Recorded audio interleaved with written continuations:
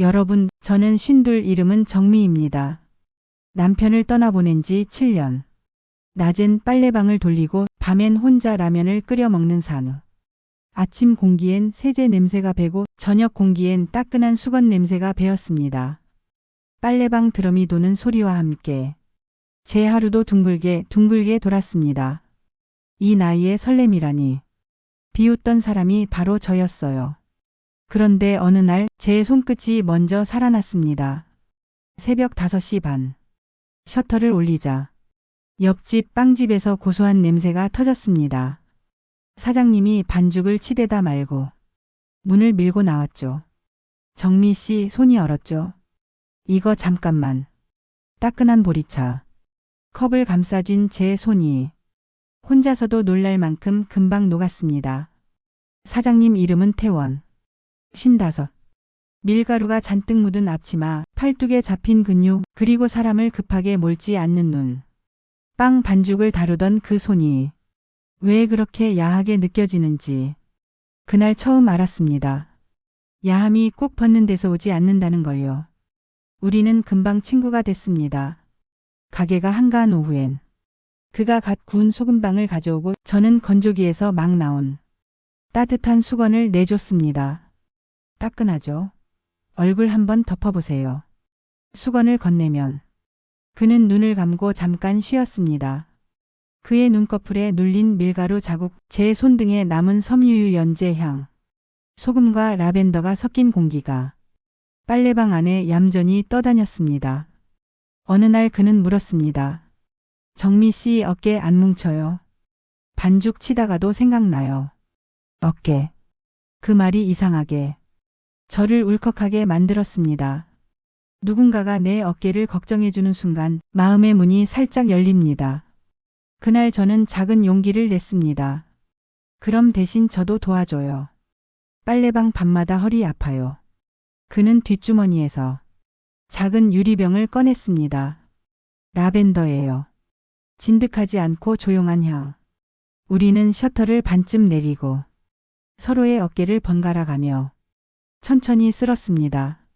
보습이 먼저 압은 나중에. 우리가 정한 규칙입니다.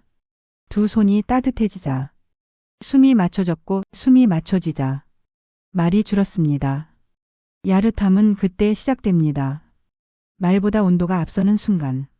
좋은 소식만 있었던 건 아닙니다. 29 아들 민혁이가 어느 저녁 이렇게 말했거든요. 엄마 사업 한 번만 도와줘. 빨래방 보증금으로 대출 받으면 이자도 내가 낼게.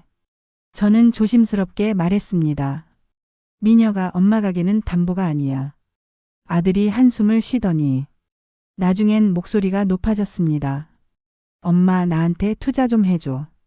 아빠도 살아계셨으면. 그 말에 제 속에서 딱 하는 소리가 났습니다. 아빠가 살아있었다면 엄마부터 지켰을 거야. 그날 밤 저는 오래 잠을 이루지 못했습니다. 세탁기의 마지막 탈수 소리가 심장 소리처럼 들렸습니다. 다음 날 아침 은행에서 전화가 왔습니다. 대표자 정미님 맞으시죠? 어젯밤 근저당 설정 사전 문의가 누가 제 도장 이미지를 파일로 보냈답니다. 저는 바로 창구로 가서 도장 이미지 도용 신고를 했습니다. 그리고 집으로 돌아와 민혁에게 문자를 보냈습니다. 첫째, 가계와 보증금은 어떤 경우에도 담보 불가. 둘째, 자금은 계약서와 담보 없이 지원하지 않음. 셋째, 협박 고성 시 대화 중단 후 문자로만 연락. 문장을 보내고 나니 손이 덜 떨렸습니다. 저녁에 태원이 와서 빵을 내려놓고 말했습니다. 오늘은 제가 해줄게요. 라벤더 한 방울을 손바닥에 덜고 제 어깨를 넓고 길게 쓸어내렸죠. 그의 손이 지나갈 때마다 몸이 천천히 수그러들었습니다. 정미 씨 잘하셨어요. 가족이든 누구든 경계는 선명해야 해요. 그 말에 눈물이 불쑥 났습니다. 야릇함은 울음을 받아주는 손에서 더 뜨거워집니다. 며칠 뒤 예상치 못한 반전이 찾아왔습니다. 공과금 봉투 사이에서 낯선 영수증을 하나 발견했거든요. 보증금 추가 입금 300만 원. 입금이는 태원. 저는 빵집으로 달려갔습니다. 사장님, 이게 뭐예요? 그가 쑥스러운 듯 웃었습니다. 작년에 정미 씨가 2달 동안 공실이었잖아요. 주인이 보증금 올려달라 해서. 안 그러면 내보낸다길래 제가 조금 먼저 넣었어요. 말하면 부담될까봐. 저는 말이 막혔습니다. 누가 나를 몰래 지켜준다는 건 어쩌면 가장 야릇한 고백일지도 모릅니다. 그날 밤 저는 처음으로 그의 손등에 입을 대었습니다. 짧고 조용하게. 그리고 말했습니다. 고마워요. 하지만 다음부턴 같이 상의해요. 우리 허락이 아니라 합의로 가요. 그는 고개를 끄덕였습니다. 좋아요. 합의. 문제는 아직 남아 있었습니다. 민혁이가 집으로 찾아와 엄마 미안해 하더니 서랍에서 서류 한 뭉치를 꺼냈습니다. 이미 그가 작성한 근저당 설정 동의서. 서명란엔 제 이름이 흉내 내져 있었죠. 저는 깊게 숨을 들이마셨습니다. 민혁아, 엄마는 너를 사랑하지만 이건 사랑하고 아무 상관이 없어. 그 자리에서 저는 휴대폰으로 변호사 사무실에 전화를 걸었습니다. 스피커폰을 켜고 아이 앞에서 상담을 받았죠. 네, 어머니. 성인 자녀의 문서 도용은 명백합니다. 서면 경고와 내용 증명으로 시작하시고 반성문과 재발 방지 서약을 받으세요. 통화를 끊자 민혁이 울음을 터뜨렸습니다. 엄마, 나 망했어. 저는 아이를 끌어안았습니다. 너는 망하지 않았어. 다만 멈출 뿐이야. 그리고 엄마는 담보가 아니야. 그날 밤 우리는 식탁에 앉아 3줄의 합의를 썼습니다. 첫째, 서로의 경제 영역에 무단 개입 금지. 둘째, 돈을 빌릴 땐 제3자 앞에서 계약. 셋째, 모욕과 거짓이 반복되면 관계 거리두기. 서명하고 나니 집 안 공기가 달라졌습니다. 그 무렵 빨래방 위층에서 누수가 생겼습니다. 천장에 얼룩이 번지고 건조기 전기 패널에서 치직 소리가 났습니다. 밤 11시 태원이 소방용 린트를 들고 달려왔습니다.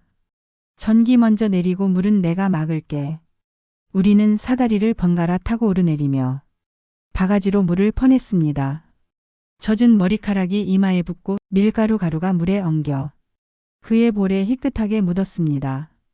그 순간조차 이상하게 마음이 평온했습니다. 함께 버티는 사람과 있으면 위험도 조용해집니다. 누수는 어찌어찌 막았고 다음 날 위층 사장과 만나 수리 비용 분담을 문서로 남겼습니다. 합의는 기억보다 글자를 믿습니다. 저녁 태원이 말했습니다. 오늘은 내 차례. 그의 손이 제 종아리를 길게 쓸어 내려갔습니다. 장시간 서 있어서 딱딱해진 근육이 서서히 풀렸습니다. 빨리 풀면 아파요. 천천히, 더 천천히. 그가 속삭일 때마다 제 호흡이 길어졌습니다. 야릇함은 서두르지 않는 목소리에서 큽니다. 시장 축제가 열렸습니다. 우리는 빨래방 앞에 작은 테이블을 내고 따끈한 수건 체험 부스를 열었습니다. 태원은 소금빵 100개를 구웠고 저는 라벤더 물 한 방울을 떨어뜨린 수건을 따끈하게 데워 나눠드렸습니다. 어르신들이 환하게 웃었습니다. 아이고, 이거 손맛이네. 향이 요란하지 않아서 좋구먼. 축제 막바지 한 아주머니가 제 손을 꼭 잡았습니다. 나도 혼잔데 오늘은 덜 외롭네요. 그 말이 하루의 피로를 녹였습니다. 밤에 매출을 정산하면서 우리는 작은 상자를 하나 만들었습니다. 확장 가족 기금. 우리 셋째 태원 민혁이 매달 소액을 넣어 이웃의 급한 전기료나 병원비를 익명으로 돕기로 했습니다. 경계는 밖을 향해 세우고 온기는 안에서 나누기로. 여름이 오기 전 민혁이가 다시 찾아왔습니다. 엄마, 나 신용회복위원회 상담 다녀왔어. 알바 2개 하고 배달도 할 거야. 천천히 갚을게. 그가 내민 봉투엔 적지 않은 금액이 들어 있었습니다. 첫 상환이야. 저는 봉투를 다시 밀었습니다. 오늘은 같이 밥 먹는 걸로 해. 돈은 내일 통장으로. 우리는 문서로 가자. 그 순간 민혁이가 웃었습니다. 알겠어, 엄마. 합의. 낮은 목소리로 따라하는 그 한 단어가 얼마나 든든했던지요. 가을 초입 가게 주인이 월세 인상을 통보했습니다. 시장 경기가 살아나서 말이에요. 저는 서류철을 들고 건물주와 마주 앉았습니다. 매출 장부 공유하겠습니다. 대신 1년 고정 이후 인상률 상한을 문서로요. 몇 번의 줄다리기 끝에 우리는 합의를 받습니다. 서로의 숫자 위에 서명을 얹었습니다. 돌아오는 길 태원이 엄지를 들어 보였습니다. 멋있다, 정미 씨. 저는 웃었습니다. 허락이 아니라 합의. 이제 내 인생에도 적용 중. 그날 밤 우리는 새로운 규칙을 하나 더 만들었습니다. 피곤한 날엔 말보다 손. 설명은 내일. 그 규칙 아래 그는 라벤더 오일을 한 방울 덜어 제 쇄골 아래를 부드럽게 쓸었습니다. 숨이 고르게 풀렸습니다. 무릎, 종아리, 어깨. 저도 그의 손목을 잡아 비스듬히 올려 문질렀습니다. 반죽 가오븐 열기에 지친 곳. 괜찮아요? 응. 당신 손 오늘은 더 따뜻하네. 오늘은 더 따뜻하네. 그 말 한 줄로 밤이 길어졌습니다. 겨울이 다가올 무렵 빨래방에 작은 화재가 났습니다. 건조기 뒤 린트에 불티가 닿은 겁니다. 알람이 울리고 연기가 피어올랐습니다. 태원이 오븐 장갑을 끼고 뛰어들어와 소화기를 잡았습니다. 정미 씨는 전기 차단. 우리는 눈을 제대로 뜨지도 못한 채 각자 맡은 자리를 지켰습니다. 불은 3분 만에 잡혔습니다.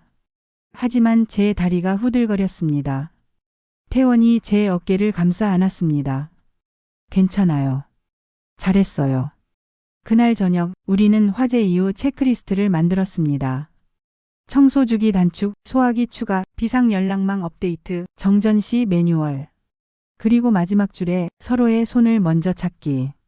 그날 밤 소화기의 분말 냄새가 채 가시지 않은 방에서 우리는 서로의 손을 오래 잡고 있었습니다. 야릇함은 안전하다는 확신 뒤에 옵니다. 연말 작은 일이 하나 더 있었습니다. 시장 골목 입구에 우리 둘을 험담하는 메모가 붙었죠. 장사치들끼리 뭘 어쩌고.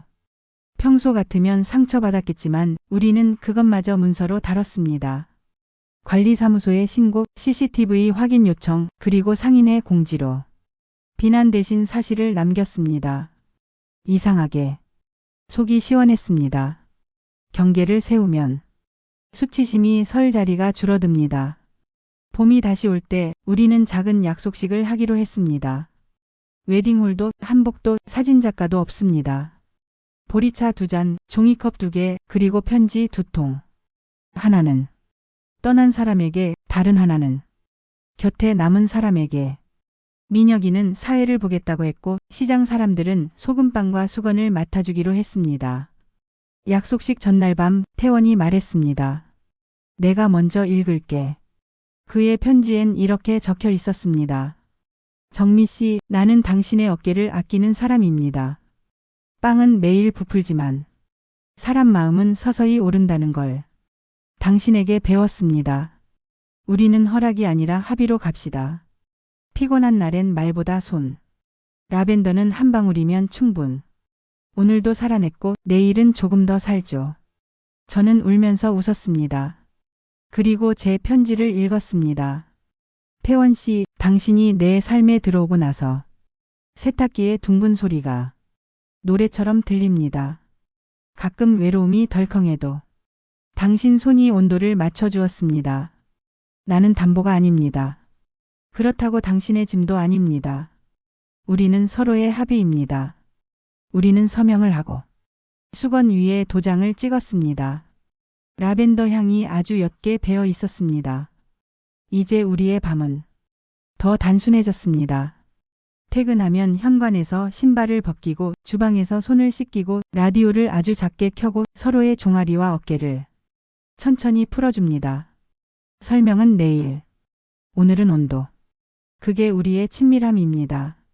그리고 그 친밀함은 늘 뭉클함으로 끝납니다. 오늘도 살아냈네. 우리는 그렇게 인사를 하고 불을 낮춥니다. 작은 팁을 드릴게요. 하루에 5분만. 종아리 뒤를 늘리고 어깨는 손바닥 2장 넓이로 가볍게 문지르세요. 샤워 후엔 조용한 향 한 방울.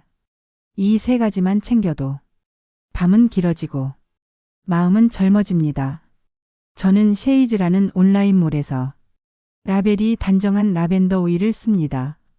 포장이 조용해서 마음이 편합니다. 광고는 아니고 부끄러움을 줄여준 배려가 고마워서요. 그리고 꼭 기억해 주세요. 경계는 애정의 반대말이 아닙니다. 경계를 세우면 애정이 오래갑니다. 제 이야기는 실화입니다. 빵집 옆 빨래방에서 시작된 우리의 합의, 그리고 확장된 가족. 혹시 오늘 밤 누군가가 당신의 어깨를 걱정해 준다면 그 손을 한번 잡아보세요. 야함은 온도에서 시작되고 뭉클함은 합의에서 완성됩니다. 들어주셔서 고맙습니다. 구독과 좋아요, 필요한 분께 공유 한 번만 부탁드릴게요. 여러분의 손길이 누군가의 밤을 데워줍니다.